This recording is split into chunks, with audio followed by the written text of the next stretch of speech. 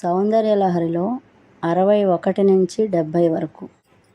असौ नासावंसत् तुहिनगिरिवंशध्वजपटी त्वदीयो नेदीयः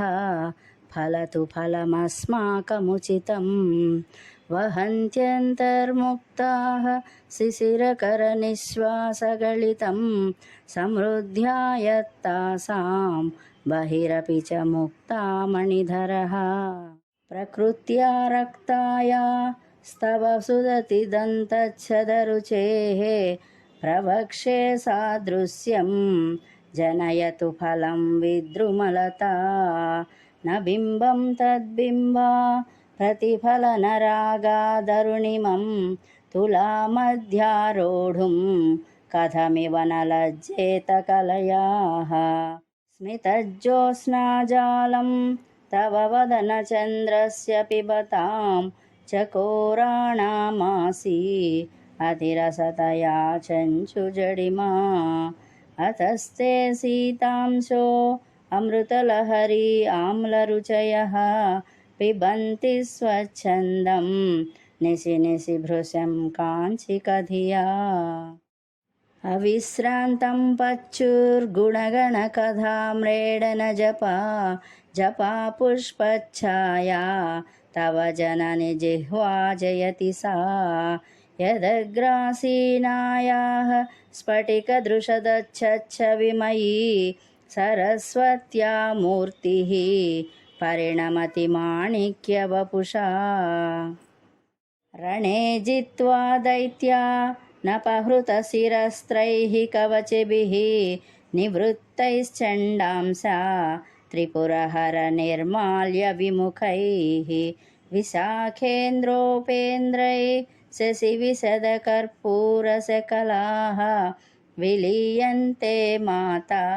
स्तव वदनताम्बूलकबलाः विपञ्च्या गायन्ति विविधमपदानं पशुपते स्त्वयारब्धे वक्तुं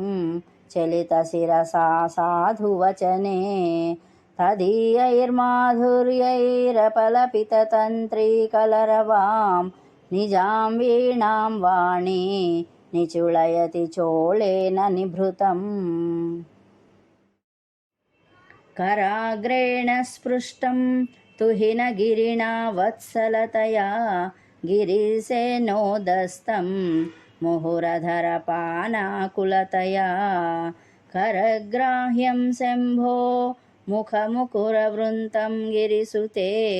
कथङ्कारं ब्रूमा स्तव चुबकमौपम्यरहितम् भुजाश्लेषान्नित्यं पुरदमयितुः कण्टकवती तव ग्रीवा धत्ते